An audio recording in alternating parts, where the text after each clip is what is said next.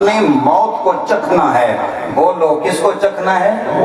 موت کو چکھنا ہے. اب اس میں آپ غور رکھیں تو آپ کو سمجھ آئے.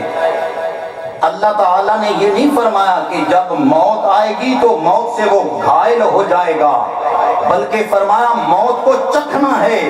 ایمان سے بتائیے، ایک گھر میں بیٹھی مائی اگر کھانا پکا رہی ہو، ہنڈیا سے ایک دو چھوٹے چھوٹے ذرات لے کر منہ میں ڈالتی ہے تو کیا وہ چکھنے سے اس کا پیٹ بھر جاتا ہے؟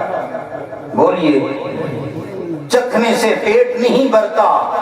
تو گویا یہ اشارہ ہے، لوگوں سمجھو کہ اگر چکھنے سے پیٹ نہیں بھرتا تو یہ ذکر کر لو، خدا کی قسم بندہ مومن کو جو موت آتی ہے، موت آنے سے بندہ بالکل نہیں مٹتا، بلکہ یہاں بھی بندہ مومن زندہ جاوید ہے، قبر میں بھی جا کر زندہ جاوید رہے گا. سبحان اللہ. اللہ تعالیٰ کی ذات پاک نے فرمایا موت کو چکھنا ہے. بولیے موت کو چکھنا ہے. تیری میری نظر میں وہ بندہ مر جاتا ہے جس کی نبض رک جاتی ہے. تیری میری نظر میں وہ انسان ملیا میٹ ہو جاتا ہے جس بندے کی آنکھیں رک جائیں، جس بندے کا سانس گھٹ جائے. ایمان سے بتائیے وہ بندہ بولو مر جاتا ہے نا؟ بولیے، اختلاف تو نہیں ہے اس بات میں، بولنا نہیں چاہیے.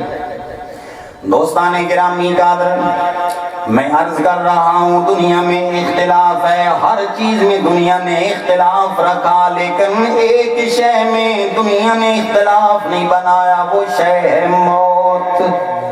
بولو وہ کیا شے ہے؟ موت ہے. موت ایک نہ ایک دن آئے گی. صبح نہ آئی شام کو آ جائے گی، شام کو نہ آئی کل آ جائے گی. بہرحال ہر بندہ موت کے گھاٹ اتر جائے گا. لیکن اے مومنوں، دل میں یہ یقین رکھو، اے مومنوں خدا کی قسم تم موت سے مرو گے نہیں. ہمارے نزدیک موت مٹانے کے لیے نہیں آتی، بلکہ موت نبی سے ملانے کے لیے آتی ہے. ہمارے نزدیک موت دم گھٹ جائے، ڈاکٹر بولے گا، کہے گا جی مرنے والا مر گیا. سانس رک جائے، دنیا کہے گی جی مر گیا. نبض رک جائے، دنیا کہے گی جی مر گیا.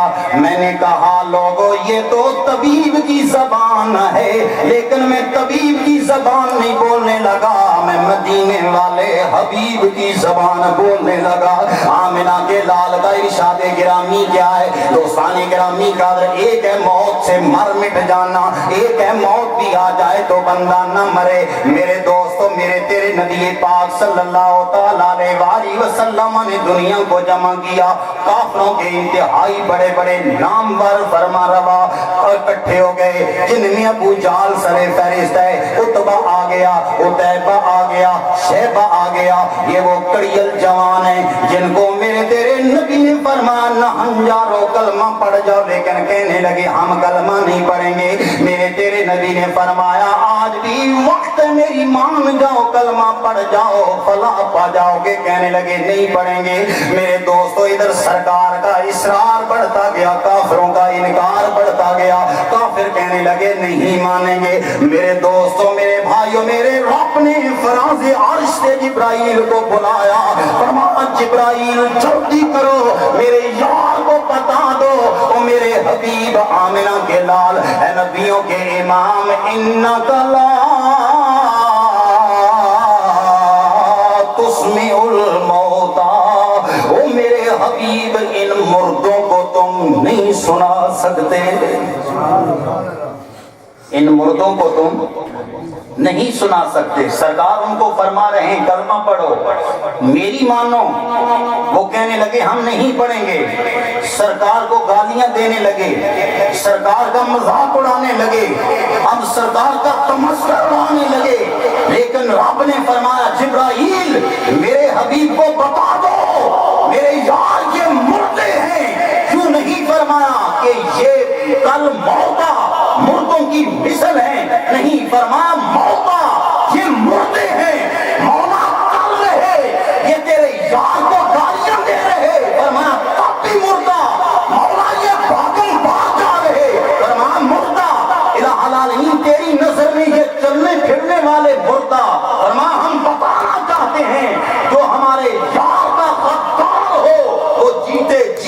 مردہ ہوتا ہے، وہ جیتے جی بھی جو ہمارے یار کا غدار ہو، ہمارے حبیب کی بات نہ مانے، اس کی زندگی نہیں ہے، وہ جیتے جی بھی مردہ ہے۔ لیکن دوسری جانب آئیے، رب کا ارشاد ہے وَلَا تَقُولُوا لِمَن يُقْتَلُ فِي سَبِيلِ اللَّهِ أَمْوَاتٌ، جو خدا کی راہ میں مر جائے اس کو مردہ نہ کہو۔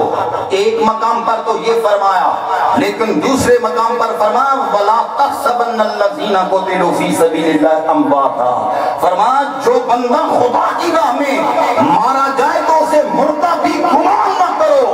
خدایا ہمیں بات سمجھ نہیں آئی، ادھر ابو جہل کا سینہ سلامت ہو تو کہتا ہے وہ مردہ ہے، اور دوسری جانب حضرت امیر حمزہ کا کلیجہ نکل چکا ہو تو کہتا ہے زندہ ہے۔ مولا ادھر ابو لہب سانسیں لے رہا ہے تو کہتا ہے مردہ ہے، لیکن ادھر حضرت فاروق اعظم کا سینہ کٹ چکا ہے تو کہتا ہے زندہ ہے۔ فرمایا ہاں ہم بتانا چاہ رہے ہیں، غداری میرے مصطفیٰ کی ہو وہ موت ہے، اور اگر مصطفیٰ کی وفاداری ہو وہی زندگی ہوتی ہے۔ سمجھ آئی بات؟ حضرت امیر حمزہ سے سوال کرو، اے امیر حمزہ تمہیں کس شے نے مرنے نہیں دیا؟ وہ تمہیں بتائیں گے لوگوں مجھے مصطفیٰ کی وفاداری نے مرنے نہیں دیا۔ اور ابو جہل سے پوچھو اے ابو جہل تجھے کس شے نے مار دیا، تو کیوں مر گیا؟ تو تمہیں ابو جہل کہے گا لوگوں مجھے مصطفیٰ کی غداری نے مرنے پر مجبور کر دیا۔ پتہ چلا خدا کی قسم جینا ہے تو کملی والے کی غلامی میں یہاں زندگی ہے۔ بولو یہاں زندگی ہے۔ ایک بات دل پر ہاتھ رکھ کر سوچو، ایمان سے بتاؤ دوستان گرامی قدر، جو خدا کی راہ میں مارا جائے وہ زندہ ہے کہ نہیں؟ بولو وہ زندہ ہے۔ اب سوچو وہ موت جو حضرت صدیق اکبر کو نہ مٹا سکی، وہ موت جو حضرت سیدنا فاروق اعظم کو نہ مردہ کر سکی، وہ موت جو حضرت عثمان غنی کو نہ مردہ کر سکی، وہ موت جو حضرت سیدنا صدیق اکبر کو موت کے گھاٹ نہ اتار سکی، وہ موت جو کشمیر کے مجاہدوں کو مردہ نہ کر سکی، بتاؤ وہ موت جو ایک امتی کو مردہ نہیں کر سکی، وہ بھلا اس امتی کے نبی کو کیسے مردہ کر سکے گی؟ یہ موت کیا ہے؟ موت تو مارنے کے لیے نہیں آتی، موت یار سے ملانے کے لیے آتی ہے۔ بولو موت یار سے ملانے کے لیے آتی ہے۔ اور میری بات نہیں، حضرت سیدنا بلال رضی اللہ تعالیٰ عنہ، آپ کی موت کا وقت آیا، بیوی چارپائی کے پاس بیٹھی ہے، رونے لگی، کہتی ہے واہ حسرتا، عربی زبان میں کہا جاتا ہے ہائے افسوس، ہائے افسوس۔ حضرت بلال کی بیوی کہہ رہی ہے واہ حسرتا، واہ حسرتا، ہائے بلال تم آج اٹھ جائے گا دنیا سے، میرے پاس کیا رہے گا، میں تنہا تنہا رہ جاؤں گی۔ دوستان گرامی قدر، حضرت بلال نے آنکھ کھولی تو فرمایا اے میری بیوی تو کہہ رہی ہے واہ حسرتا، واہ حسرتا، فرمایا میری گھر والی یہ نہ کہو کہ واہ حسرتا بلکہ کہو واہ فرحتا، واہ فرحتا۔ آج خوشیوں کا ویلا آیا بلال، موت انسان کے ویڑے میں آ جائے، موت انسان کو موت کے گھاٹ اتارنے کے لیے آئے تو کہے کہ خوشیوں کا ویلا آ گیا، خوشیوں کا مقام آ گیا۔ اے بلال سمجھ نہیں آئی، حضرت بلال فرمانے لگے میری گھر والی نحن نلاقی غدم محمد و صحابہ، اے میری گھر والی کل میں مر کر قبر میں جاؤں گا، وہاں پر مدینے والے سے ملاقات ہو جائے گی۔